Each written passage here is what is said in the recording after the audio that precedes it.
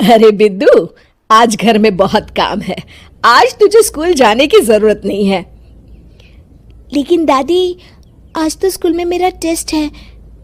अरे एक दिन स्कूल नहीं जाएगी तो ऐसी कौन सी तेरी कलेक्टर की पढ़ाई छूट जाएगी। वैसे भी मैं देख रही हूँ आजकल तो बड़ी ढीठ हो गई है। अपनी दादी की बातें सुनकर बिंदु नाराज हो जाती है। तभी उसकी माँ कहती है,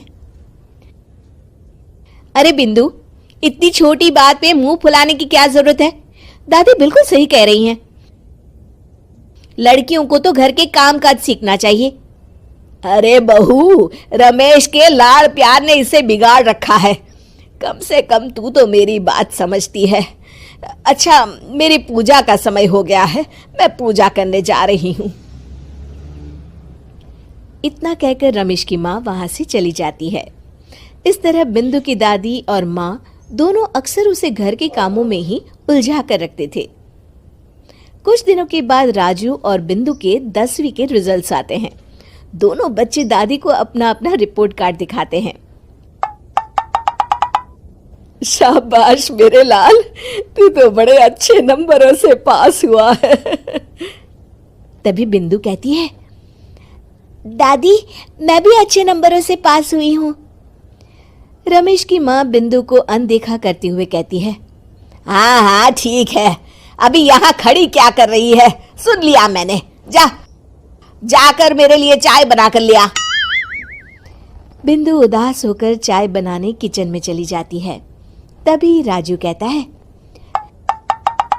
दादी मैं क्रिकेट के कोचिंग सेंटर में एडमिशन लेना चाहता हूँ। अरे वाह राजू बेटा, ये तो तूने बड़ी अच्छी बात कही।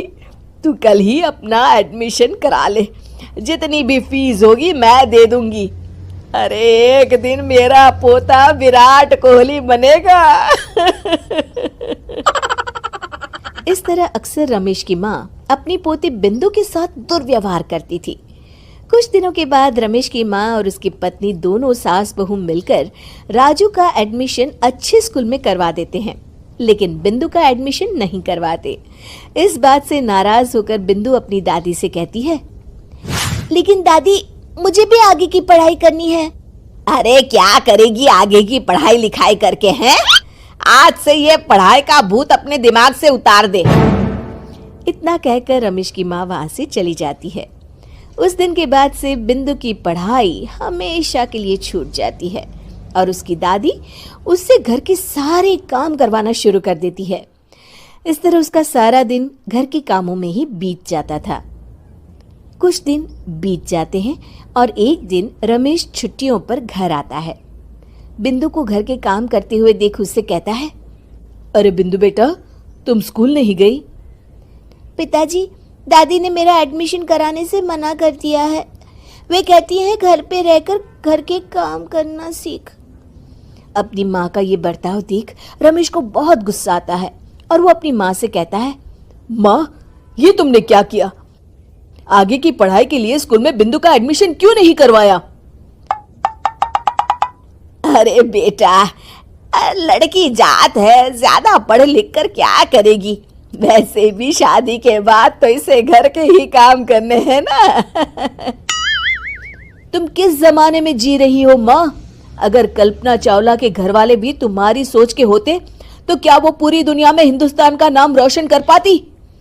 इसका स्कूल छुड़वाकर तुम इसका भविष्य बर्बाद कर रही हो, लेकिन मेरे रहते ऐसा नहीं होगा। बिंदु बेटा, कल ही तुम्हारा एक अच्छे स्कूल में एडमिशन करा दूंगा। तुम जितना चाहे उतना पढ़ो। मेरे होते हुए तुम्हें किसी बात की चिंता करने की जरूरत नहीं है। अपने पिता से हौसला पाकर बिंदु खुश हो जाती है और कहती है, जी पापा, मैं खूब मन लगाकर पढ़ाई करूंगी और बड़ी होकर डॉक्टर बनूंगी। ये हुई ना बात। शाबाश मेरी बेटी। शिक्षा, लड़का हो या लड़की, हमें दोनों को आगे बढ़ने का मौका देना चाहिए।